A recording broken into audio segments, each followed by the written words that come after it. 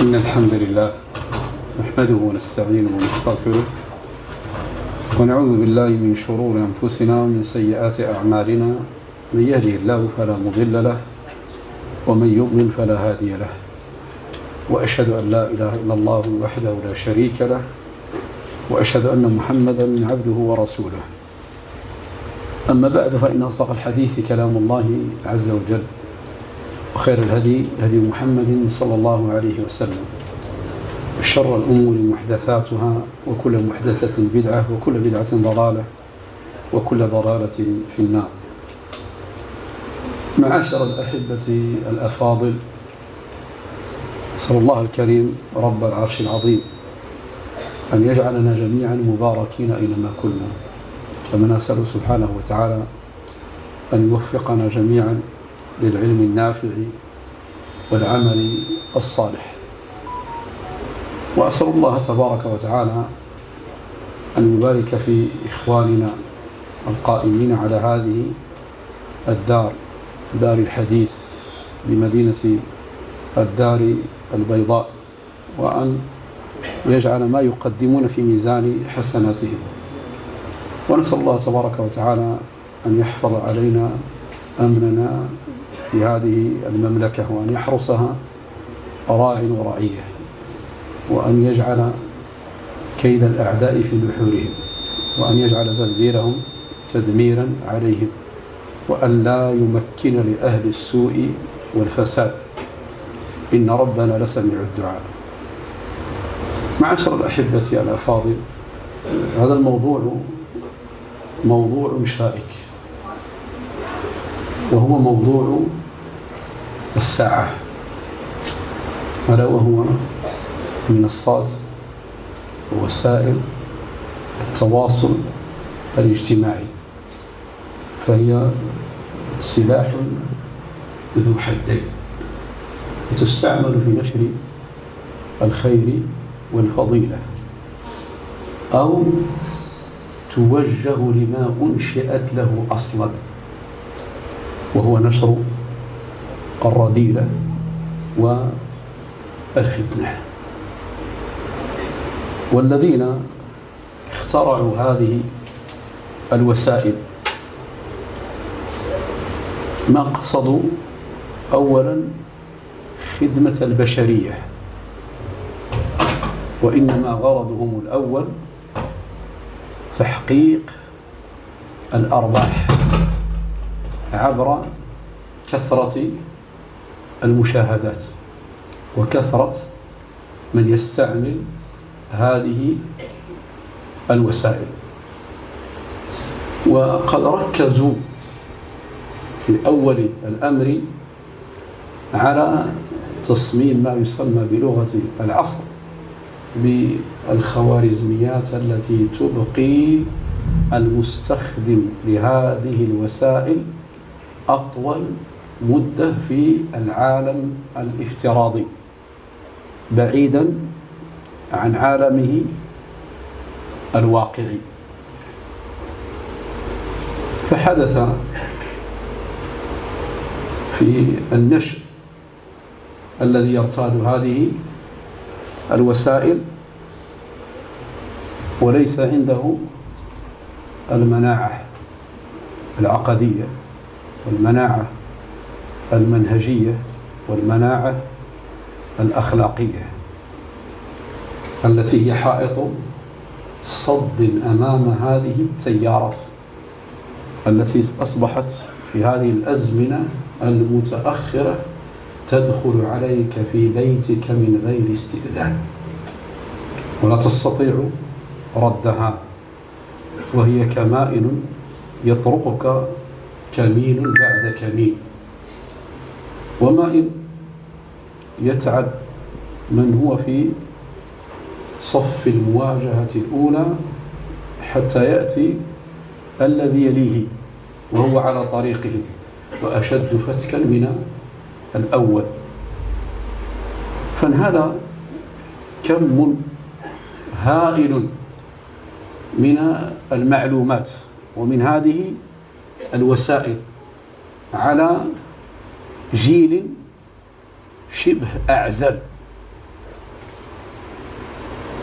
فجعلت له الفخاخ في طريقه، وكانت الكارثة في كثير من المجتمعات خطيرة جدا، إذ نشأ هذا الجيل وتربى عبر هذه الوسائل، وتدخلت في بلورة شخصيته وعبر أمور عندهم، حتى الاستعمال للطب النفسي، ويستعينون بأطباء اختصاصيين في علم النفس لإنشاء البرنامجات أو البرامج التي تؤثر في عقول الشباب. فبينما أنت مطمئن للأمور وأنها تسير على أحسن حال وأن الناس يستعملون هذه الوسائل، فإذا بجيل قد تربى في الخفاء وغيرت شخصيته وعقيدته ومنهجه وسلوكه، فكان كالقنبلة الموقوتة داخل المجتمع الذي يكون بضغطة زر يقع الانفجار. وهذا الذي يحصل عبر هذه الوسائل. ومن تأمل معاشر الأحبة في خطط أهل الكفر في غزو المسلمين، يرى أن ذلك الانتقال التاريخي من الغزو المباشر والمقارعة في ساحات الوغى، وعلموا أن ذلك لا يجدي نفعا، وأن الواحد من هذه الأمة يقوم مقام العشرات من أولئك الذين تحطمت نفسيتهم ولهم تاريخ يرجعون إليه فيما فعل الصحابة رضي الله عنهم بالأكاسرة الذين كسروهم، والروم الذين أناخوا ألوفهم في التراب على كثرة عددهم وعدتهم، لأنهم أصحاب عقيدة صحيحة لا تتزعزع ولا تتغير ولا تتبدل. فكان الانتقال إلى الحرب عبر الكيد والدس والمكيدة. فبدأوا أولا بالمستشرقين، فكانوا يرسلونهم إلى بلاد الإسلام ليتعلموا اللغة العربية ويتقنوها إتقانا، ويدرسوا العلوم الشرعية دراسة دقيقة، ثم بعد ذلك يبدأون في نشر وإذاعة الشبهات، ولهم مراكز مختصة في ذلك. ثم لما جاءت الطباعة وانتشرت، انتقلوا إلى الحرب عبر الكتب ونشر الكتب والكتيبات في أبناء المسلمين. ثم بعد ذلك تطور الأمر إلى الإعلام عبر الفضائيات، والفضائيات هي سرايا أولى لفتح الأبواب للجيش الحقيقي في غزو بلاد الإسلام والمسلمين. ثم استقر الأمر عند ما يسمى الآن بوسائل التواصل الاجتماعي، وكل ذلك يتم عبر النت. وحرصوا غاية الحرص على أن تكون بثمن بخس دراهم معدودات، سواء النت أو سواء ما يسمونه بالهاتف الذكي، وتيسير سبل اقتنائه، وأن يحصل عليه أكبر عدد من أبناء المسلمين، لعلمهم بما ينفذه هذا الجهاز لوحده كاف في غزو أمة في عقر دارها. فتلك الحرب التي كانوا ينفقون عليها الأموال الطائلة وتزهق فيها أرواح وتبدد فيها أوقات، أنشأوا لك في مجتمع المسلمين جيلا ينفذ المهمة بأموال المسلمين وبلسان المسلمين، جيل مستعد في أي لحظة لإغراق بلاده في الفوضى والفتن والحروب والمحن والإحن. فهذه خدمة وسائل التواصل الاجتماعي، ولهم في ذلك طرق ماكرة في ما يسمى بدراسة الشخصية ولو عبر هذه الوسائل. فالهاتف الذي يقع في يدك لا شك أن له معرفا، وهذا المعرف يظهر عندهم، وعنده استنتاج للفئة العمرية التي بيدها هذا الهاتف ومكانها وتوجهها وعقيدتها ودينها ومنهجها. فكل ذلك يرونه رأي العين.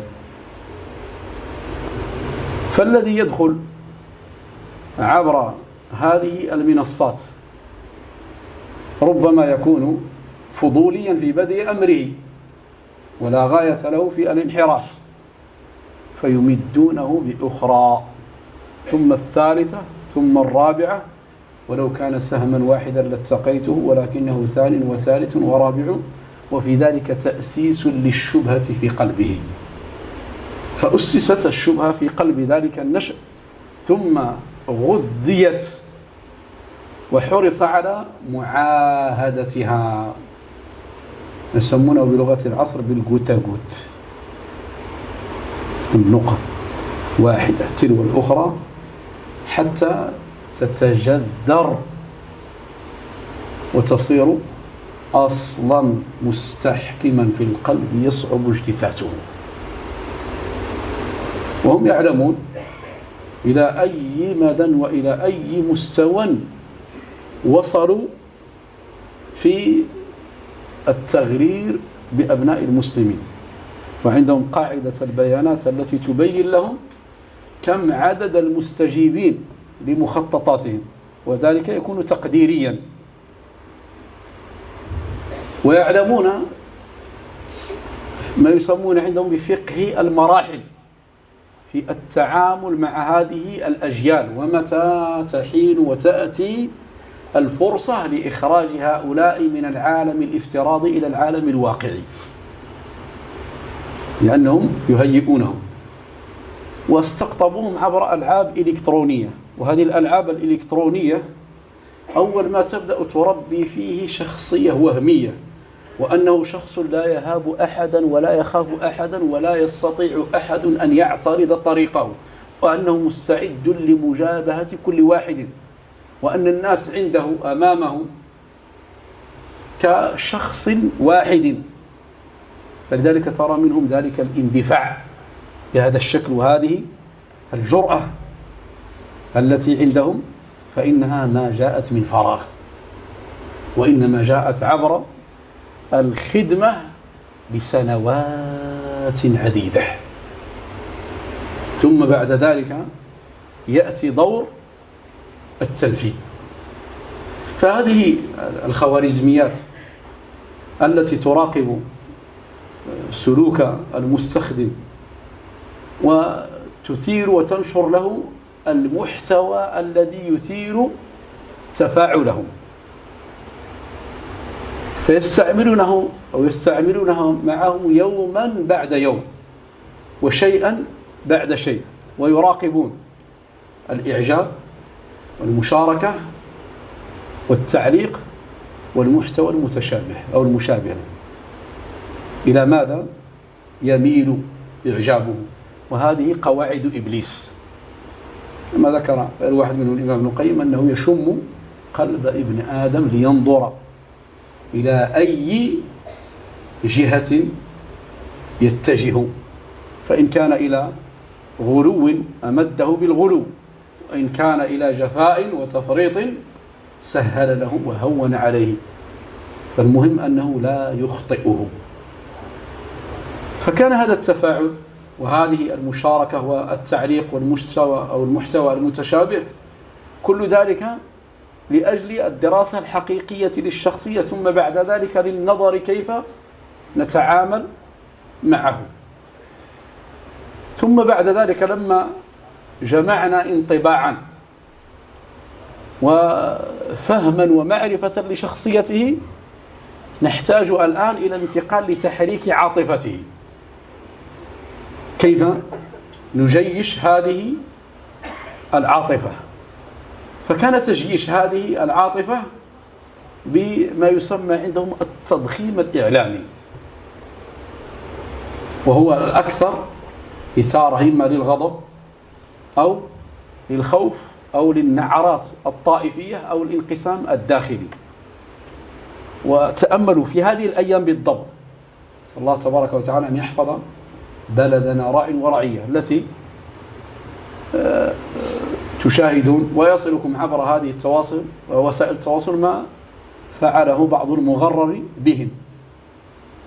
أكثر المحتوى الذي يبث الآن إما عبر الفيسبوك أو عبر اليوتيوب أو عبر غيره من الوسائل ما كان يخدم هذه القضية بالضبط، لأن التركيز على هذا القطر بالذات في هذه اللحظة، حتى ما يكون من خلل أو ما يكون من أخطاء ولو كانت قديمة تعاد بصيغة جديدة ويحذف تاريخها،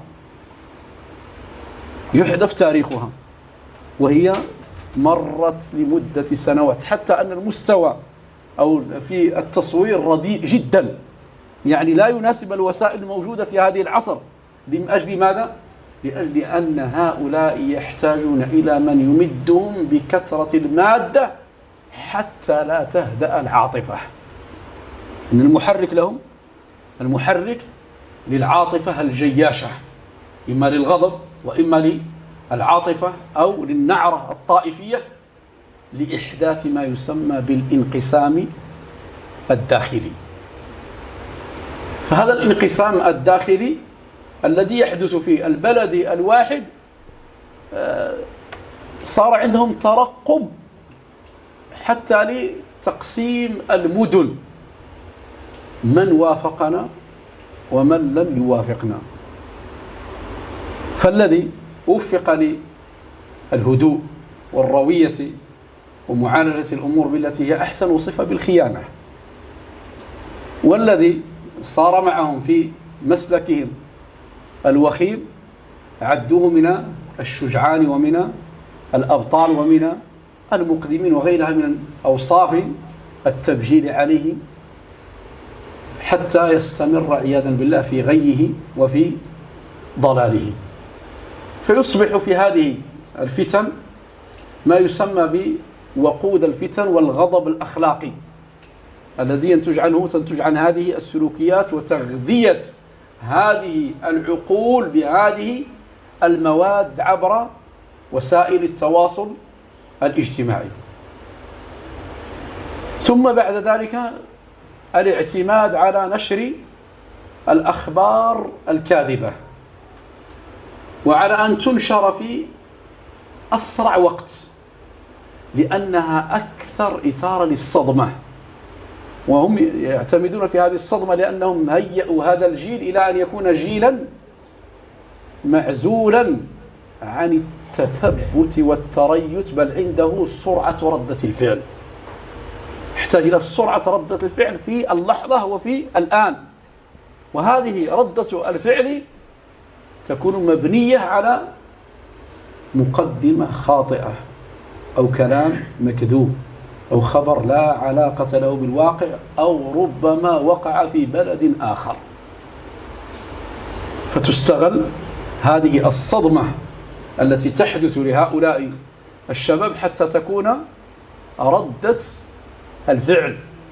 وهذه ردة الفعل يحرصون عليها حرصا شديدا، لأنهم يعلمون أنها غير منضبطة، وأن هذه العواطف الغير المنضبطة بالشرع إنما هي عواصف ونار إذا اضطرمت أتت على الأخضر واليابس.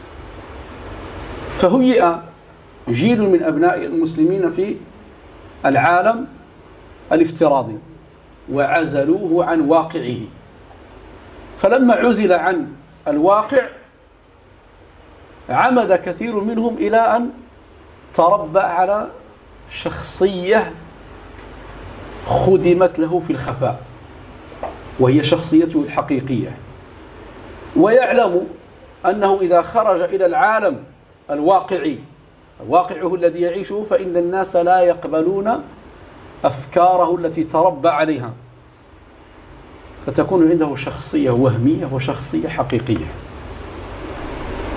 شخصية وهمية لأنه يعلم أن المجتمع والناس لا يقبلون منه ما يسمى بالخطوط الحمراء، فهو يكون حذرا ويتحرز غاية التحرز من أن يفصح عما بداخله. وشخصيته الحقيقية يظهرها في العالم الافتراضي، لأن العالم الافتراضي أعطاه مجالا واسعا للتعبير عما يدور بخلده، وأن لا أحد يعترض عليه ويجد قبولا وتشجيعا لأفكاره. فهنا ينظر هذا النشء في من هم حوله وهم من هم معه في هذا المسلك الذي سلكه، ويعلم أنه لوحده أو حتى ل10 أو 20 أو 100 أو 200 لا يستطيعون لوحدهم تنفيذ ما عندهم من أشياء بنوا عليها شخصيتهم الحقيقية. فأنشأوا لهم مجموعات عبر هذه الوسائل فدلتهم على العدد الحقيقي الذي هم معهم، وصاروا كتلة لها وزن، في كل مدينة كتلة لها وزن.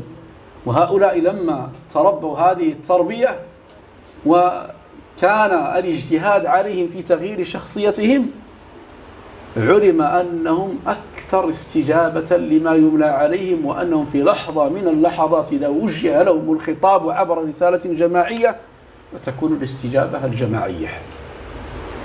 فهنا نظر إلى من هم حوله ويؤزونه إلى الباطل أزا ويقفون معه في صفه، لأن الباطل كلما ضيق عليه وأراد مبطل من المبطلين أن ينشر باطله فلم يجد أعوانا له فإنه ينكمش ويرجع خاسرا. لكن إذا وجد من يمده في باطله فإن ذلك يزيده غيا. فنشأ لنا عبر هذه الوسائل معاشر الأحبة جيل عنده سلاح أخطر من سلاح الإرهابيين، من الدواعش، من القاعدة والنصرة وغيرها من الطوائف التي هي طوائف دموية إرهابية. فنشأ هذا الجيل يحمل سلاحا أخطر من البندقية، لأن ذلك الذي يحمل البندقية أو يخطط لها فيحتاج إلى وقت ويحتاج إلى جمع آلة، فغالبا ما تقوم الجهات الأمنية وفقهم الله بالضرب على يديه قبل أن يصل إلى مآربه. أما هذا فإنه ينشئ لك حربا ما يسمونه بالحرب الجيل الرابع أو الجيل الخامس، التي يخرج فيها أعزلا. نريد في بعض التعريفات المالية شنو هذا الشيء سلاح، شي حاجة في الدين، تنضرب شي حد، كنت تعدى على شي حد، وهو يحمل أخطر سلاح، هو سلاح الفتك بالمجتمع بأكمله وجره إلى التناحر وإلى الحروب الطائفية ودولة الميليشيات عبر إضعاف الدولة الحقيقية التي بيدها السلاح، ولا يبقى السلاح محصورا على يد الدولة، بل لا بد أن يقع الانفلات الأمني. وهذا الانفلات الأمني مرتع خصب لهؤلاء حتى ينفذوا أجندتهم. فحملوا هذا السلاح الخطير، وكانت عندهم ما يسمى بالتعبئة وما يسمونه بالإنزال، وهذا كان يستعمله سلفهم من يسمون أنفسهم بالرفاق في الجامعات.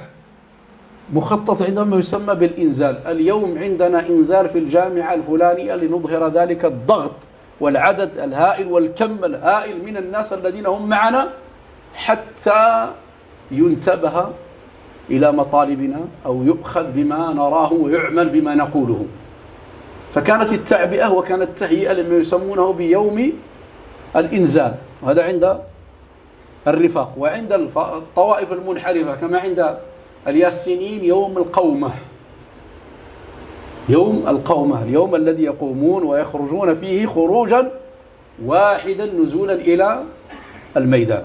فهذه من مخططات أهل الباطل، سواء أهل الإلحاد والزندقة أو أهل البدع والضلال. فبرز لنا نوع جديد من أنواع الإرهاب الذي ينبغي في الحقيقة أن ينتبه له، وأن يعمل على معالجته قبل أن يستفحل في بلدان المسلمين، يستفحل شرره وخطره، فإنه جيل خطير جدا على المجتمع بأكمله. وهذا الجيل حتى هو ضحية، وينظر له بنظرتين: نظرة قدرية ونظرة شرعية. فنظرة قدرية ترحمه لما غرر به واستدرج للإيقاع به وأن يكون معول هدم في بلده.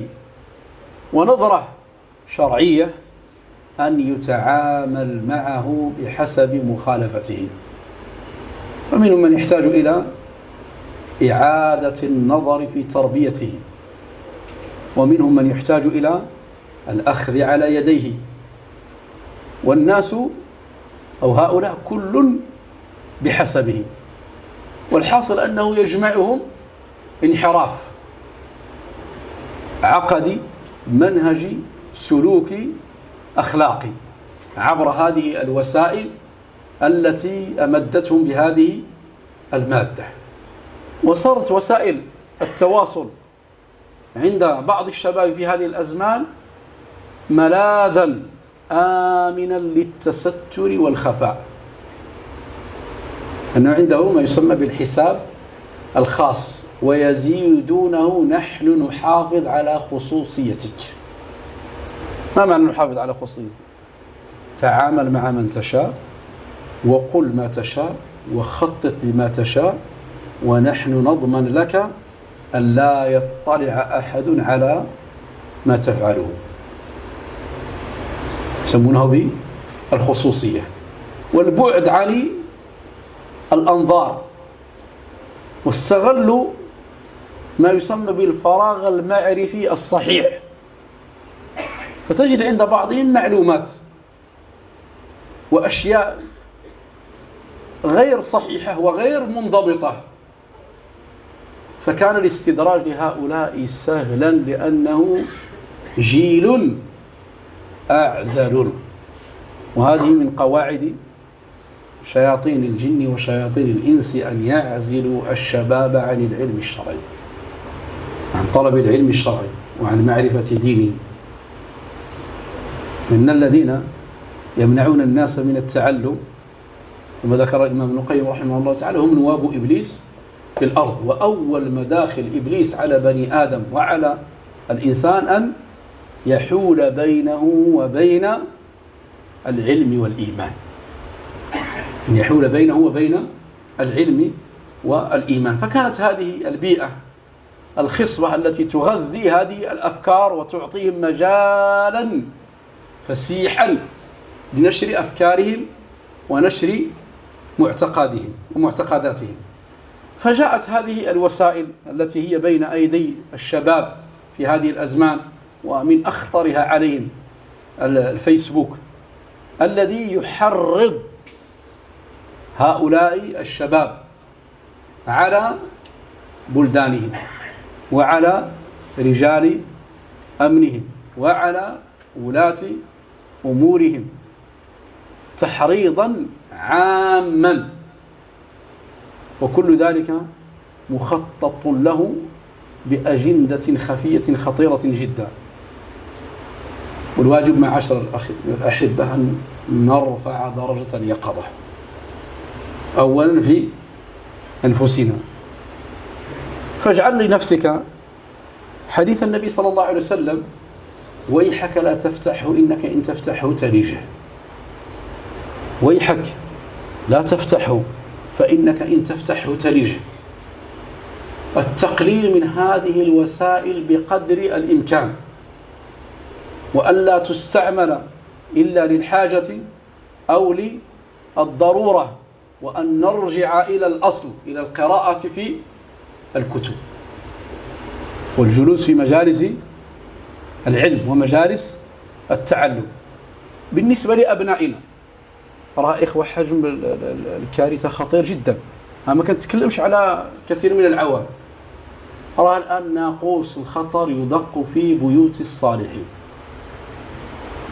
الهاتف والويفي والحبل على الغارب. كيف بغيت هذا النشأ هذا غادي يتربى، يدخل ويخرج في عالم بحر لا ساحل له، وكم يقتل في شخصيته وفي أخلاقه وفي عقيدته ما لا يحصيه إلا الله تبارك وتعالى. والآن هؤلاء الذين سهلوا هذه الأشياء لتكون في أيدي أبناء المسلمين يتكلمون الآن في هذه الأزمنة في الغرب عن سن قوانين تمنع منعا مطلقا باتا للشاب قبل 15 سنة من عمره أن يكون بيده هاتف. المنع منعا مطلقا. لماذا؟ لأنهم يخافون على الأجيال من أن تختطف من بين أيديهم، هؤلاء وهم على الكفر عياذا بالله. ألا ينبغي أن يكون حذر المسلمين أشد، وأن يكون حرصهم هكذا على أبنائهم وعلى فلذات أكبادهم، وأن يحرصوا غاية الحرص على حمايتهم من هذه الوسائل. والله تبارك وتعالى يقول: يا أيها الذين آمنوا قوا أنفسكم وأهليكم نارا. وإن معاشر الأحبة ما حصل في هذه الوسائل من التحريض إما على طائفة معينة أو على بلد معين أو على شخصية معينة أدى إلى حروب طاحنة في بلدان، وكان السبب فيها وسائل التواصل الاجتماعي التي نشرت هذه الأخبار وضخمتها وزادت في نار الفتنة حتى أوقدت حروبا في بعض البلدان وصراعات دموية. وهذه الوسائل سهلت لما يسمون في هذه الأزمان بالتافهين، لأن يرفع لهم شأن ويصير لهم اعتبار. حتى بعضهم تستغرب أنه يكتب في أو على قميصه سلقوط، وتجد من يستمع لهم ويحرص على بذل ما في يده من الأموال ليحضر عند هذا الخبيث عياذا بالله. فأين عقول هؤلاء من هؤلاء الذين قد بدت البغضاء من أفواههم وما تخفي صدورهم أكبر؟ ليدل على أن حجم التغرير بهؤلاء الشباب وصل إلى مستوى خطير جدا في التلاعب بعقولهم. ومن التلاعب بعقولهم أيضا في الجماهير الكروية أو أتباع الفرق الكروية، فهون من شأنها على أنهم شباب وأنهم في ريعان عمرهم ولا بد من أن تحصل مثل هذه الأشياء، وأنه سيكبر وسيتخلى عن فإذا بها هو يكبر وهي تكبر معه وتتربى معه، حتى أنشأوا لهم مجموعات يقودها قائد واحد: السمع والطاعة المطلقة لأمره. أي شيء يأمر به الأتباع ينفذ ولا اعتراض على قوله. وأمثال هؤلاء مستعد أن يرد ما في كتاب الله ويرد ما في سنة النبي صلى الله عليه وسلم، لكن ذلك المقدم عندهم لا يرد قوله. كل هذا من أثر التربية والحرص عليه يوما بعد يوم، وتغذية تلك الأفكار وذلك المنهج والمسلك الذي يسلكه يوما بعد يوم، حتى صار أو انتقل الشاب إلى ما يسمى الإدمان. كما يقول البلية شرفنا الله وإياكم عافانا الله وإياكم من التدخين صارت الآن في النت، وحتى بعض أهل الصلاح صار مدمنا ولا يستطيع أن يتخلص من هذه الوسائل، وإذا ذكرته يرجع ويقول والله يضيع مني، أنا أعرف أنه يضيع مني وقت كثير وتذهب مني زهرة العمر وكذا، لكن صلى الله أن يصلح حالي. أنه وصل إلى درجة الإدمان، لم يضبط الأول بضابط شرعي، وإنما فتح له الباب على مصراعيه فدخله وولج فيه وأوغل فيه، فلما أراد أن يغلق اختلط عليه الأول بالآخر والحابل بالنابل، فلا يدري أيهما يقدم أو يؤخر. وأولئك الذين تتبعوا منصات التواصل الاجتماعي يسمونهم من علماء الغرب، هؤلاء لا علاقة لهم بالإسلام ولا علاقة لهم بالمسلمين، وإنما هم أناس من بني جلدتهم.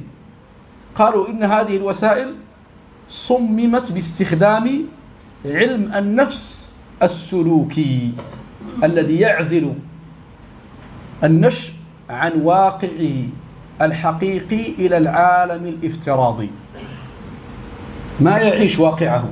والآن في تطوير ما يسمى بنظارات ميتا أو غيرها من الوسائل، يعني إذا ارتداها الشاب فيجلس في بيته أو في مكتبه وهو مثلا في أوروبا أو في أمريكا، يرى ذلك رأي العين، فصار ولاء هذا النشء الذي هو في بلاد المسلمين خارج بلاد المسلمين، وصار لا اعتبار عنده لأحد في بلدان المسلمين.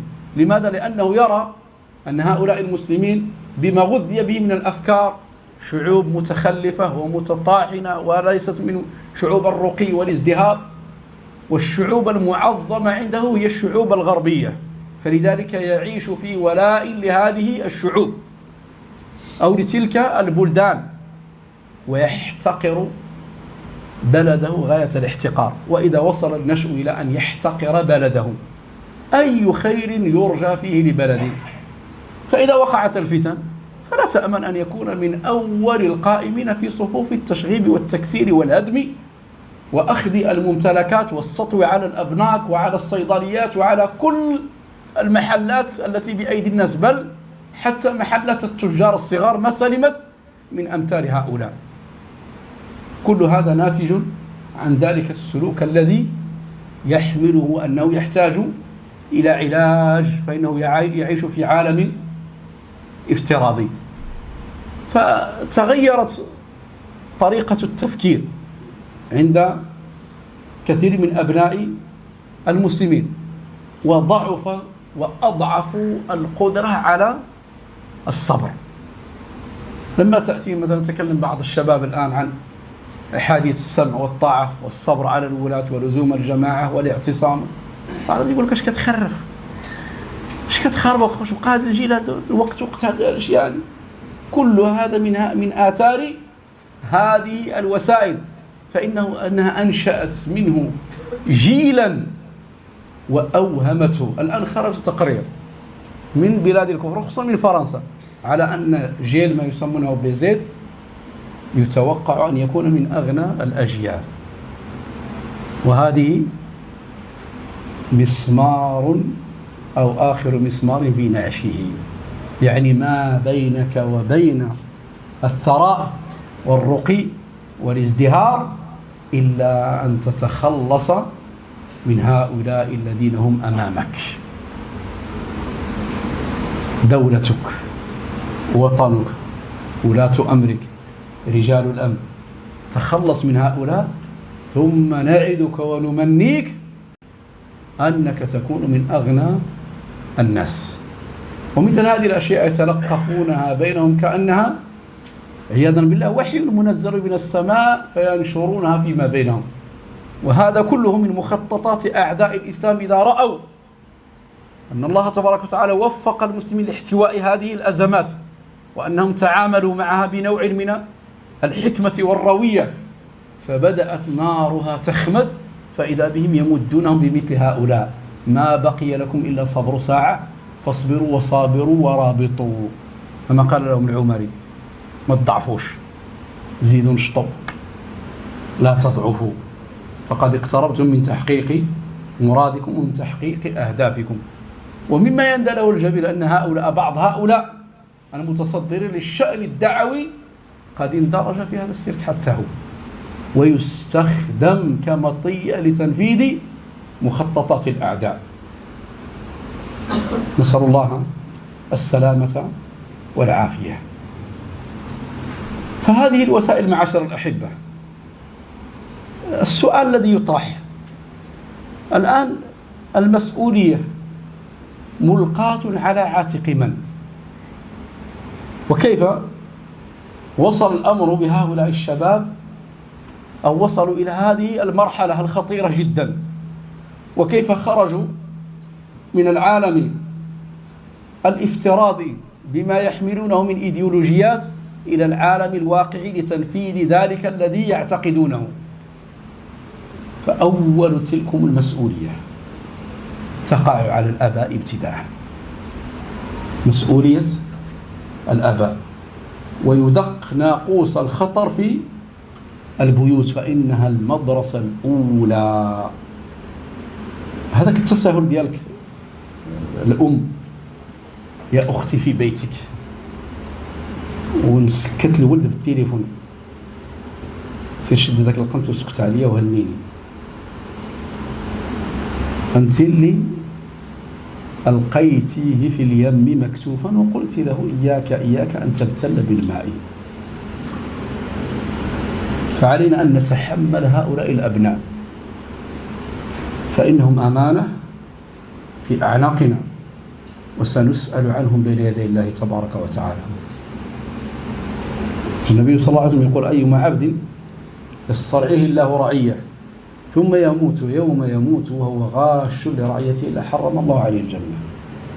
بعضهم تيجي تقول لك: لقينا واحد الحديث صحيح في الحكام. لا فيك انت بعد الأول في بيتك،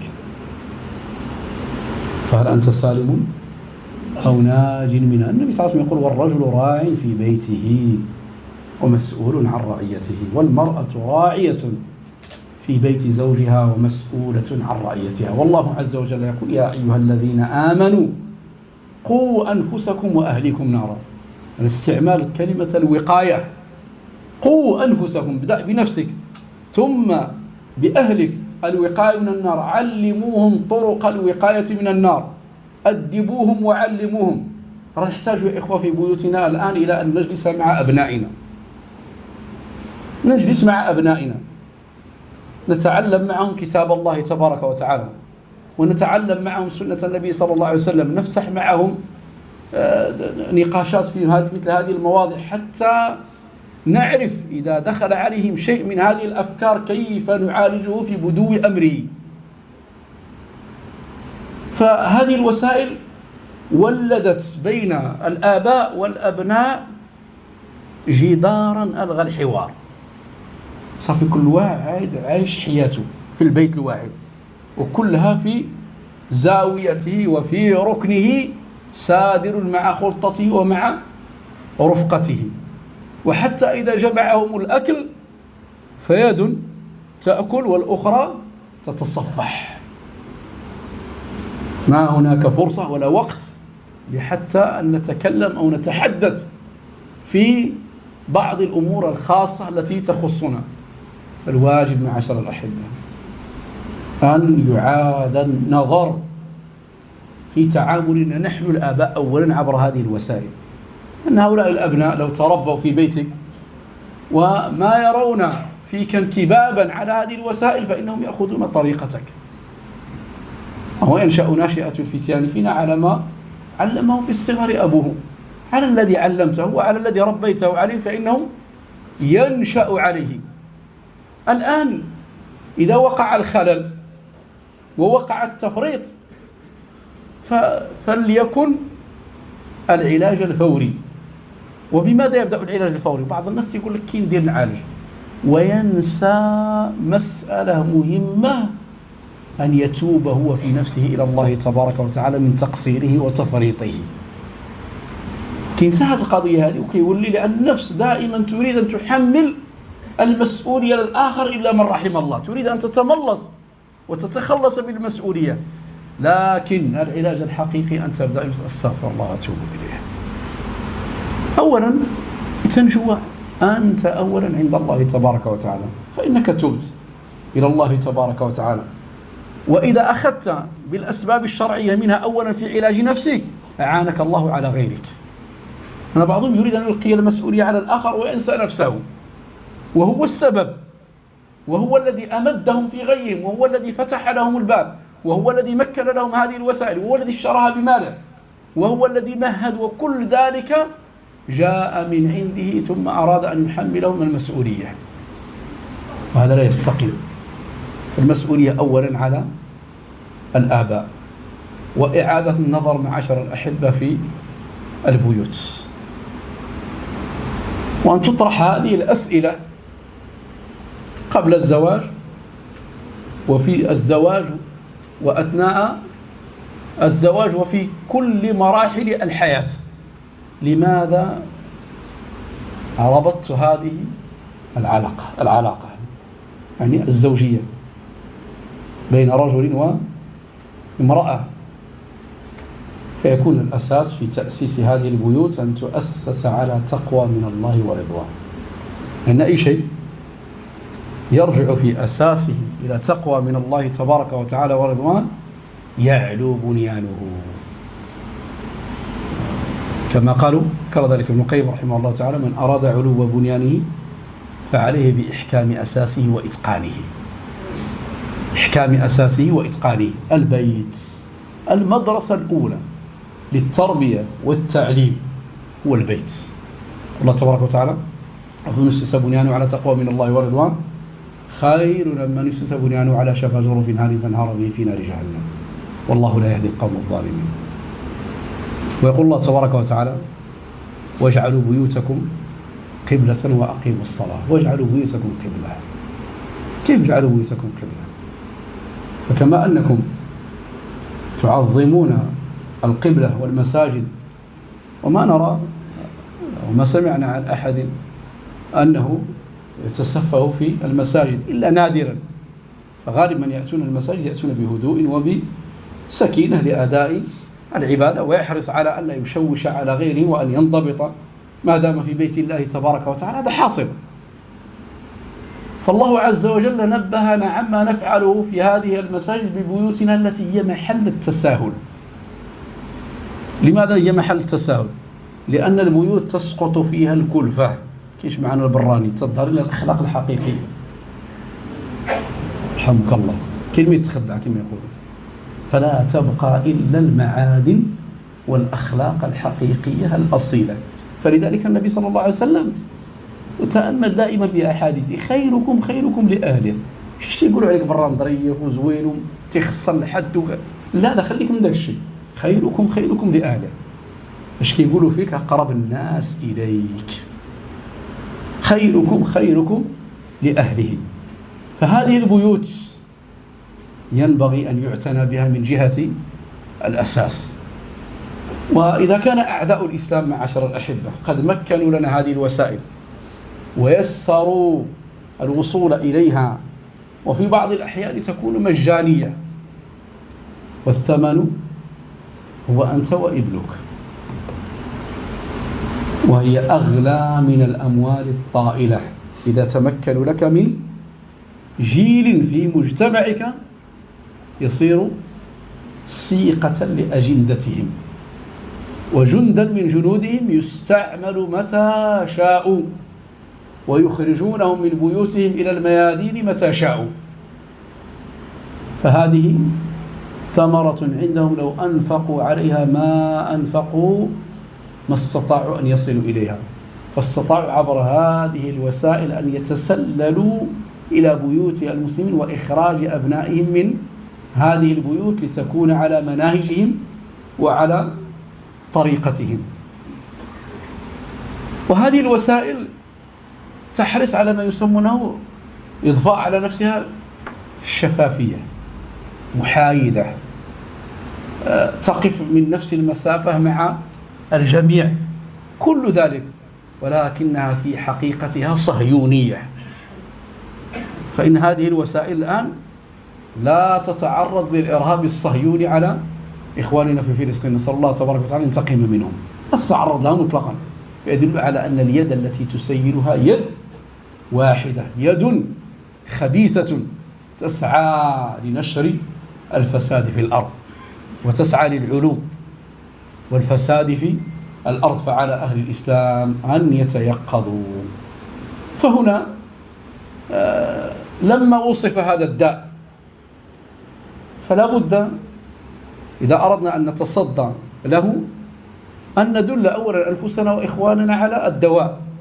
فأولا الحل من عند أنفسنا، نبدأ من أنفسنا، ما تستهنش بديك الخطوة اللي غادي تقول نبدأ من راسي، فإنها الخطوة الأولى في الاتجاه الصحيح،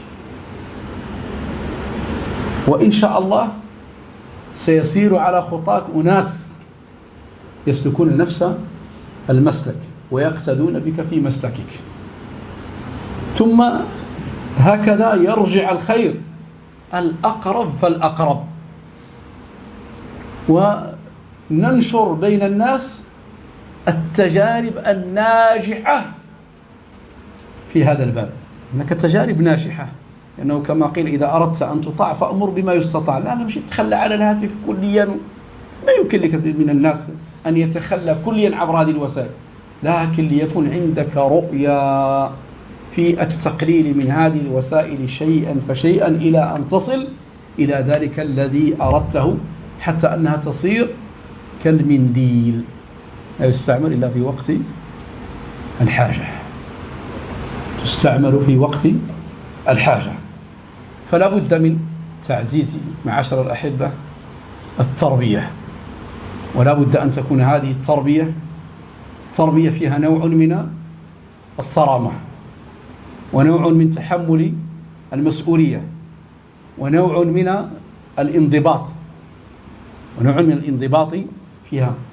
لعل الوقت يزاحمنا معاشر الأحبة، وقد أشار علي الإخوة إلى أنه ربما لهم توقيت مع الجيران ومع الناس، فأحاول أن أختصر اختصارا لهذه الحلول، فلا تكون هذه الأجهزة التي بين أيدينا سببا لضياع الوقت.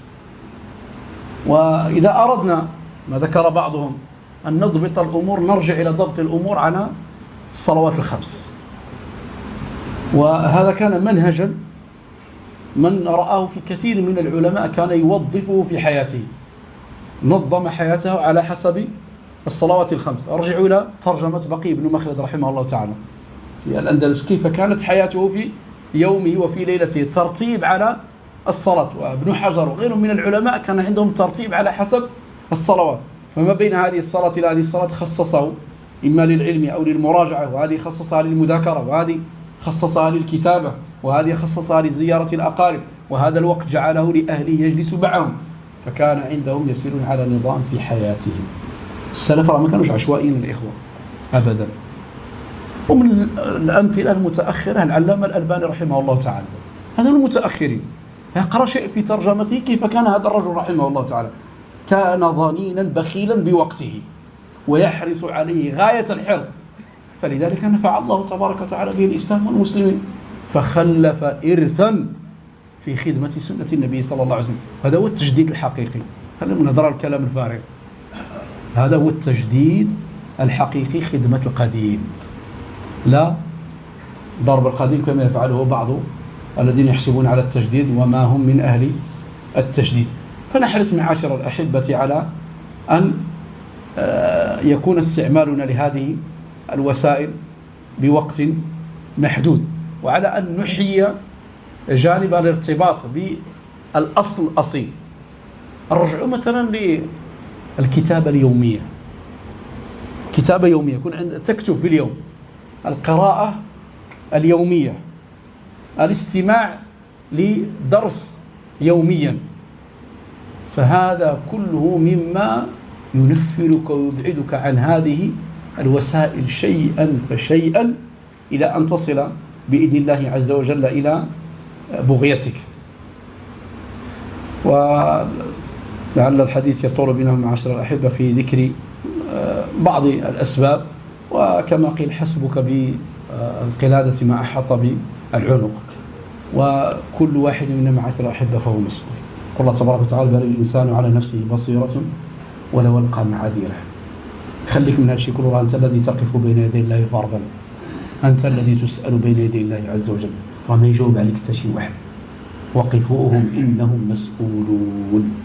ومما يسأل عنه العبد بين يدي الله تبارك وتعالى عن عمره فيما أفناه، وعن شبابه فيما أبلاه، ونعمتان مغبون فيهما كثير من الناس: الصحة والفراغ. فذلك الفراغ هو زادك اليوم المعاد، فالدنيا ساعة واجعلها طاعة. ونسأل الله تبارك وتعالى يوفقنا وإياكم من يحب ويرضى، كما نسأل سبحانه وتعالى أن يجعلنا ومن حضر وسائر المسلمين من المباركين، كما نسأل سبحانه وتعالى أن يحفظ علينا أمننا في بلدنا، كما نسأل سبحانه وتعالى أن يوفق ولاة أمورنا للعمل بكتابه وسنة نبيه صلى الله عليه وسلم. إن ربنا لسميع الدعاء. وطلب من إخوانكم جزاكم الله خيرا على ما عاهدوا منكم، وإنما هو من باب التذكير، يذكرونكم بالهدوء في الانصراف، فإن الوقت متأخر من الليل. ولا يخفى على شريف علمكم ما جعل الشارع لحرمة الجار، هذا من باب قول الله تبارك وتعالى: يا أيها النبي اتق الله، فهو إمام المتقين. فكذلك أنتم إن شاء الله من المنضبطين، وإنما هو تذكير لكم. حفظكم الله، سلمكم الله، جزاكم الله خيرا، وبارك الله فيكم.